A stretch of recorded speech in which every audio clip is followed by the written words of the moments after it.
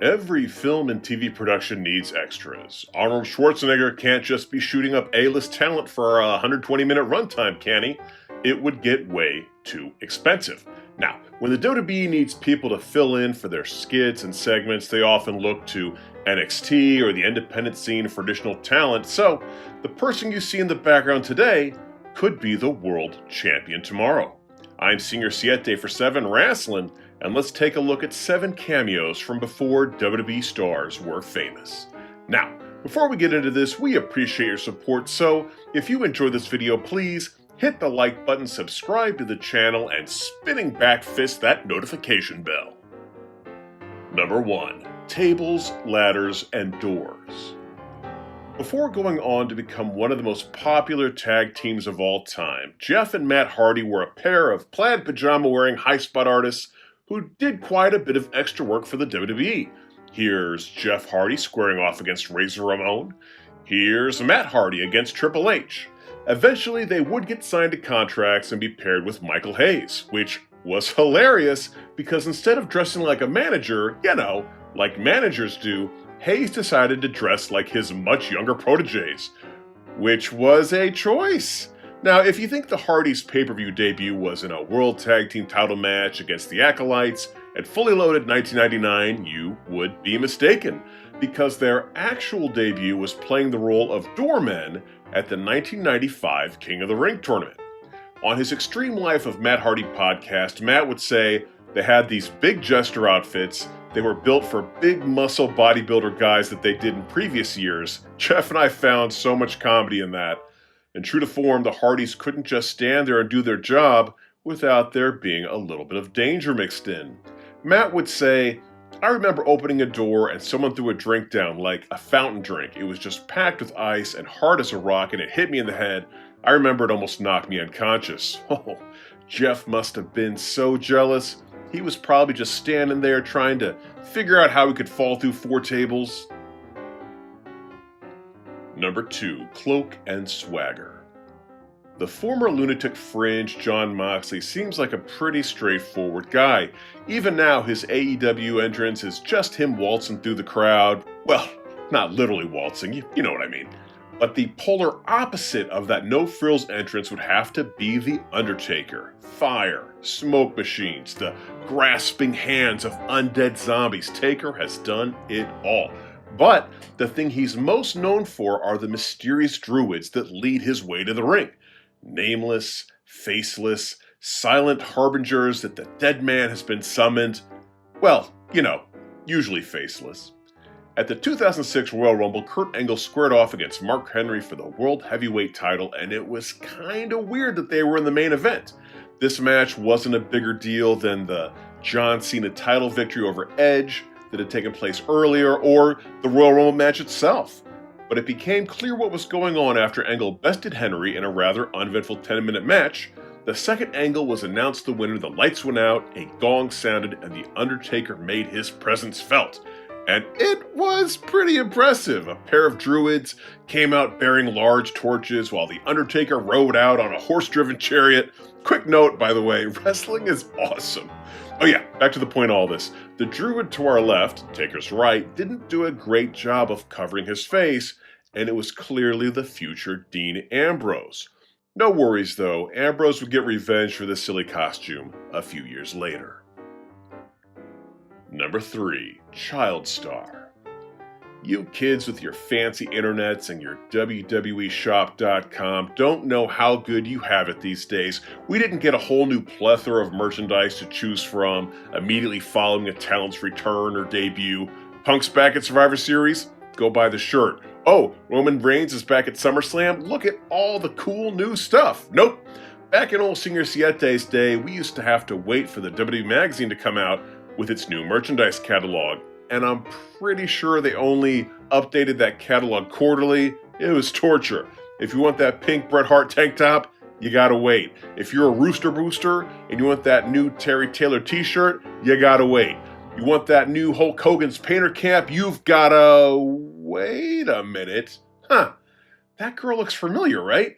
Where else have I seen her? Oh, yeah. She looks like the girl they have modeling that Rockers t-shirt. Oh. She also looks like an older version of this kid wearing this British Bulldogs Matilda shirt.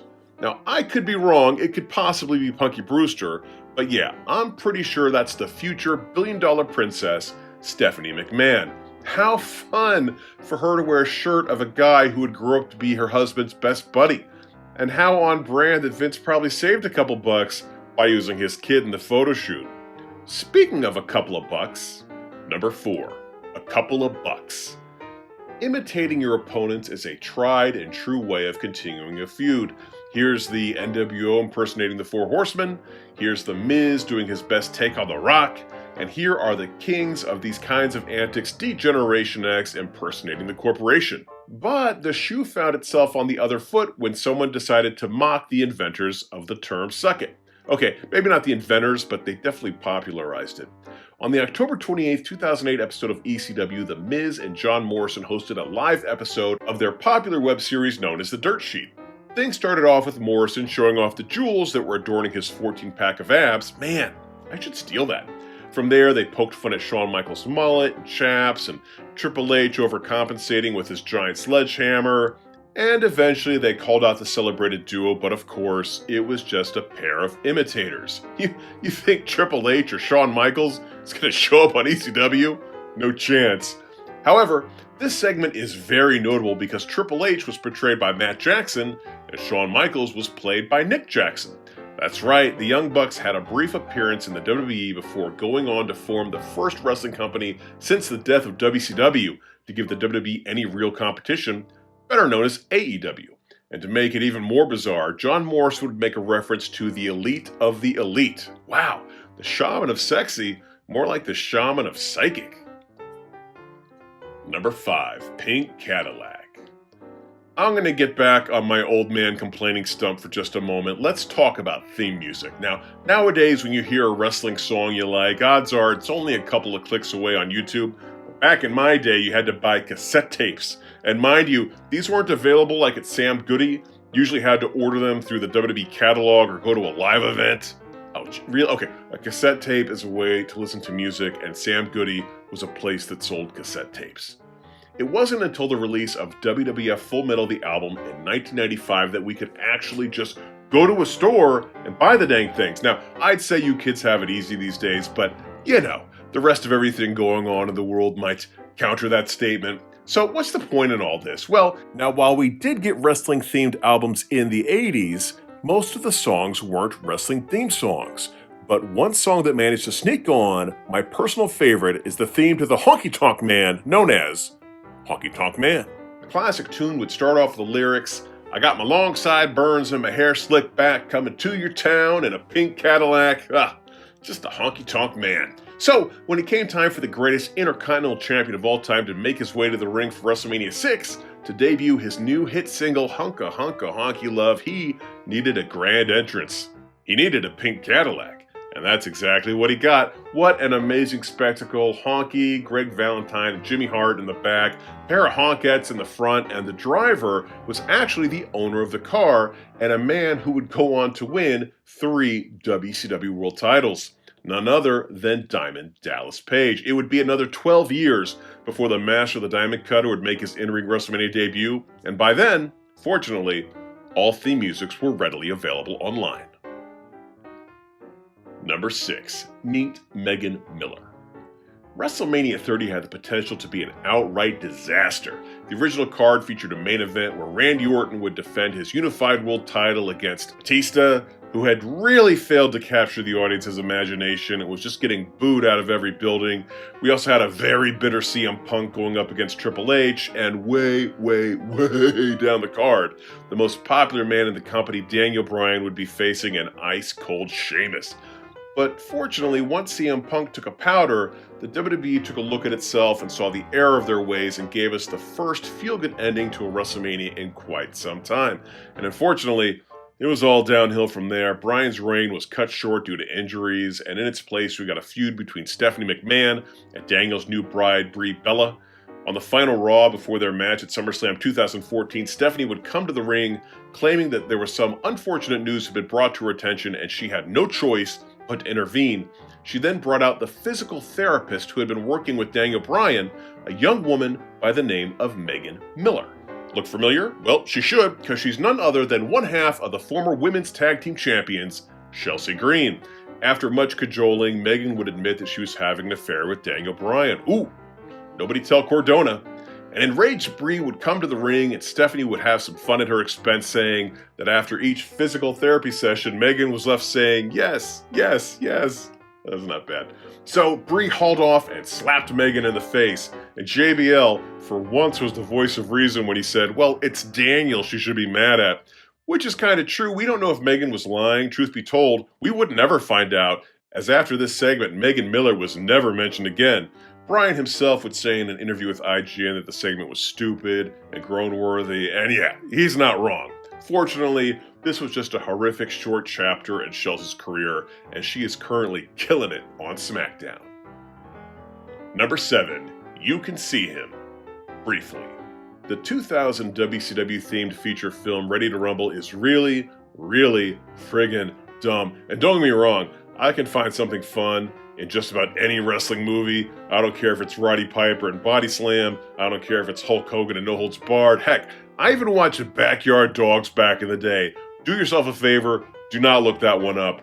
But Ready to Rumble? Yikes. First of all, it's a movie for wrestling fans that treats wrestling fans like they're idiots. Way to alienate your target audience. Second, when it came time to cast the greatest wrestler of all time, Jimmy King, they didn't go with Sylvester Stallone or Dolph Lundgren or any of like 100 dudes in Hollywood who could pass for a pro wrestler. No.